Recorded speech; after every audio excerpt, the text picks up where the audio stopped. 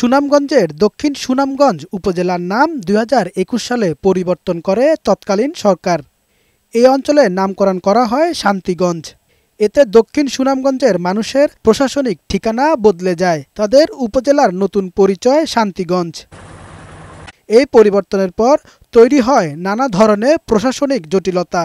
Work permit নিয়ে Saudi আরবে যাওয়া ১২০ জন প্রবাসী ভিসা জটিলতায় পড়েছেন। তাদের পাসপোর্টে দক্ষিণ সুনামগঞ্জ উল্লেখ থাকলেও পুলিশ ক্লিয়ারেন্সে লেখা শান্তিগঞ্জ। পাসপোর্টে আছে লেখা হয়ে দক্ষিণ সুনামগঞ্জ, কিন্তু আমাদের পুলিশ ক্লিয়ারেন্স নিতে হলে সেই পুলিশ ক্লিয়ারেন্সে লেখা হয় শান্তিগঞ্জ থানা। দুইটা মিল না থাকার কারণে আমার ভিসা উঠতেছে না। উপজেলার নাম পরিবর্তনের কারণে এনআইডি, জন্ম নিবন্ধন সহ বিভিন্ন নাগরিক সেবা নিয়েও ভোগান্তির অন্ত নেই বাসিন্দাদের। দুই রকম নাম থাকায় এম্বাসি থেকে অনেকের আবেদন ভিসা ক্যান্সেল করে দিচ্ছে। এগুলা করতে বিরাট সমস্যা। যেমন পয়লা হয়েছে দক্ষিণ সুনামগঞ্জ, এখন হচ্ছে শান্তিগঞ্জ। ভিতরে যাইতে গেলে এটা যাচাই বাছাই করা লাগে, এটা বিরাট সমস্যা।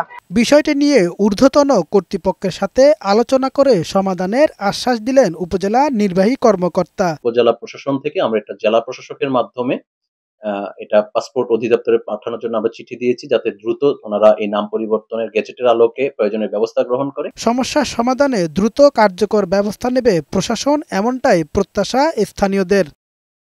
কামাল উদ্দিন, বৈশাখী সংবাদ।